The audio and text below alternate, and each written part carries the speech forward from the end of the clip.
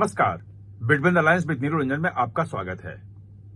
आज हम बात करेंगे बिहार में जो मतदाता सूची का जो पुनरीक्षण हो रहा है और बहुत ही सघन हो रहा है और आज सुप्रीम कोर्ट पहुंच गए हैं विपक्षी दल, मेंशन भी हुआ है।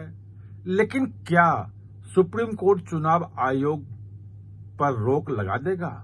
क्या चुनाव आयोग का जो मतदाता सूची का जो रिवीजन हो रहा है उस रिवीजन को रोक सकता है?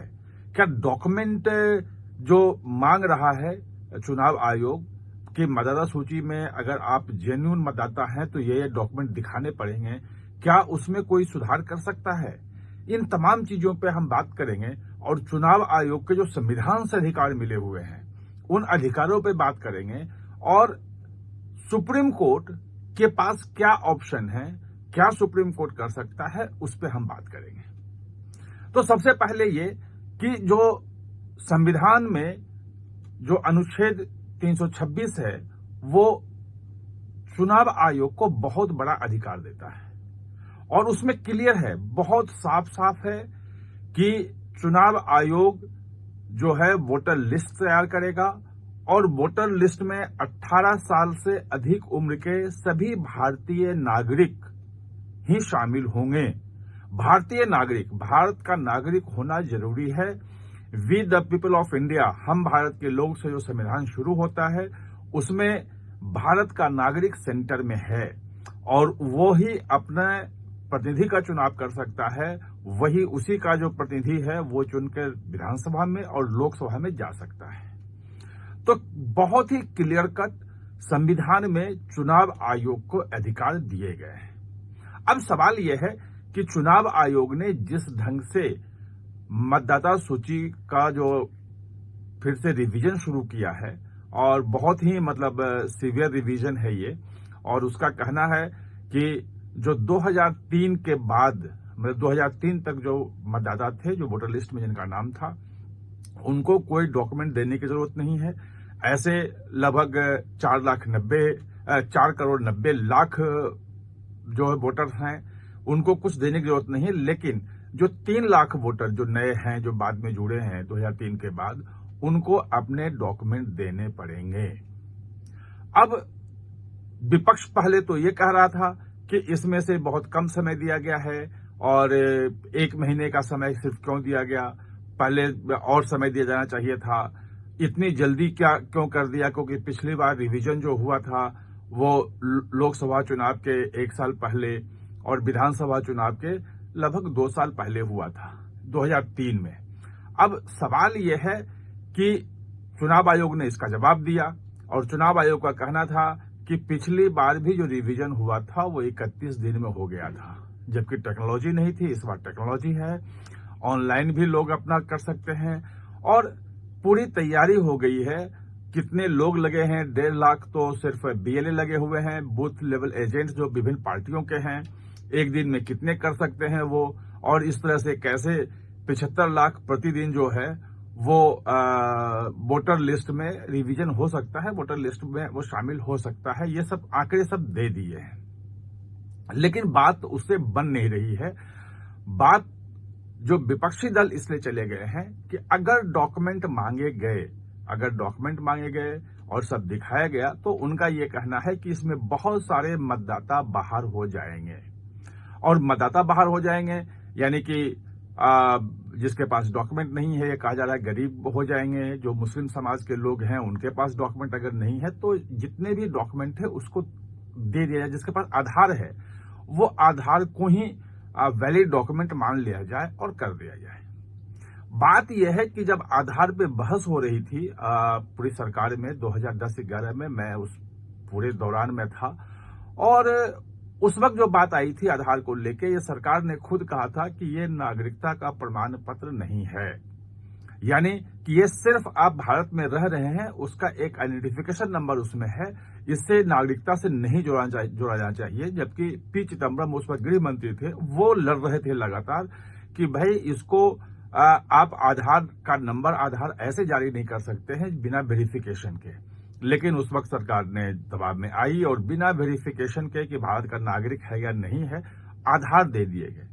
जब आधार की ये बात हुई थी कि वो उसका जो है नागरिक होने से कोई संबंध नहीं है, तो उसको आखिर डॉक्यूमेंट के रूप में, एक वैलिड डॉक्यूमेंट के रूप में कैसे माना जाएगा। सुप्रीम कोर्ट में भी बात आई थी जब इसको आधार से जोड़ने की बात थी। 2015 में जोड़ना शुरू किया था चुनाव आयोग ने कि हम आधार और वोटर लिस्ट को दोनों को हम एक साथ मिलाते हैं। लगभग 30 करोड़ उस वक्त जुड़ भी गए थे, उसमें वेरिफिकेशन भी हुआ था। लेकिन यही जो इसका विरोध करने वाले लोग थे सुप्रीम कोर्ट में गए और ये कहा कि आधार को आप डॉक्यूमेंट के रूप में वोटर लिस्ट से नहीं जोड़ सकते हैं, ये गलत है। और सुप्रीम कोर्ट ने उसमें कहा कि भाई ये नहीं हो सकता है। फिर बाद में रुक गया, फिर कई चीजें सुधार हुए। बाद में सुप्रीम कोर्ट में और कुछ मामले गए और कहा कि यह स्वैच्छिक रूप से हो सकता है। स्वैच्छिक रूप से कोई अगर जोड़ना चाहे आधार से, अपना आधार नंबर देना चाहे वोटर, तो दे सकता है। और ऐसे लगभग 65 करोड़ पूरे देश में जो है वो आधार से जुड़ चुके हैं। लेकिन अभी भी लगभग 30-32 करोड़ ऐसे मतदाता पूरे देश में हैं जिनका आधार से वेरिफिकेशन नहीं हुआ है। तो सवाल यह है कि एक तो आधार को लेकर के आप चुनौती दे रहे हैं हमेशा कि आधार जो है वो कहीं भी किसी भी लीगली जो है वो अप्रूव नहीं हो सकता है। लेकिन जब वोटर लिस्ट बनाने की बात आती है तो उसको आप कहते हैं कि आधार ही दे दो। सुप्रीम कोर्ट इस मामले में जो मुझे लग रहा है कि बहुत आगे तक नहीं जा सकता है। सुप्रीम कोर्ट ये नहीं कह सकता है चुनाव आयोग को कि आप किसी को भी वोटर लिस्ट में नाम सिर्फ दे दिया और नाम शामिल कर लो। वेरिफिकेशन जो है वो जिम्मेवारी संविधान ने इलेक्शन कमीशन को दिया है। ये हो सकता है कि जो 12-14 जो वो दिए गए हैं कि ये आपको डॉक्यूमेंट्स हैं, 12 डॉक्यूमेंट्स आपको दिखाने हैं, इसमें से कोई एक, तभी आपका मतदाता सूची में नाम होगा। उसमें से 1-2 चीजें और वो जोड़ सकता है, लेकिन वो नहीं जोड़ सकता है जो उसका आधार नहीं है कि भाई वो सचमुच में सिटीजनशिप, मतलब वो नागरिक है या नहीं है। ये साबित करना बहुत जरूरी है। और चुनाव आयोग ही ये संतुष्ट, अगर चुनाव आयोग को लगेगा कि हम सिर्फ इसी बात से संतुष्ट हो जाएंगे कि भाई ये नागरिक यहां रह रहा है, ये इसके पे सरपंच लिख के दे दे, मुखिया लिख के दे दे, या कोई और भी डॉक्यूमेंट्स उसमें जोड़ सकता है। एक जो बात आ रही है कि चुनाव आयोग अपने जो बीएलओ है, जो ऑफिसर्स उसके बूथ लेवल हैं और तमाम जो लगे हैं, उनको ये निर्देश दे रहा है कि ये जो 12 डॉक्यूमेंट्स हैं, इनके अलावा भी अगर आपको कोई लगता है, अगर आप मुतमईन हैं, अगर आप ये भरोसा है कि ये व्यक्ति भारत का नागरिक है, यहाँ का रहने वाला है, तो आप उसका नाम शामिल कर सकते हैं। कोई रिजिड नहीं है।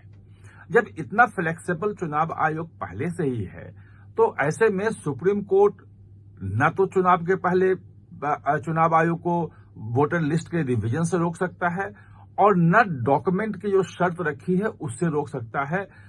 देखना यह है कि सुप्रीम कोर्ट इस मामले में क्या स्टैंड लेता है। इसके पहले भी कई मामले आए हैं। बफ जो संशोधन कानून था उसको लेकर भी सुप्रीम कोर्ट ये लोग गए थे और कहा था कि सुप्रीम कोर्ट इसमें कुछ चीजों को रोक देगा। उस वक्त बहुत हल्ला हुआ था। उस वक्त भी मैंने वीडियो में कहा था कि सुप्रीम कोर्ट के पास बहुत सारा पावर नहीं है पार्लियामेंट से बनाए हुए कानून को बदलने की और उस पर किसी एक भाग को रोकने की, सस्पेंड करने की। और अंततः वही हुआ और अब तो लागू भी हो रहा है, उसके नियम भी आ गए, सब कुछ आप जानते हैं उसमें।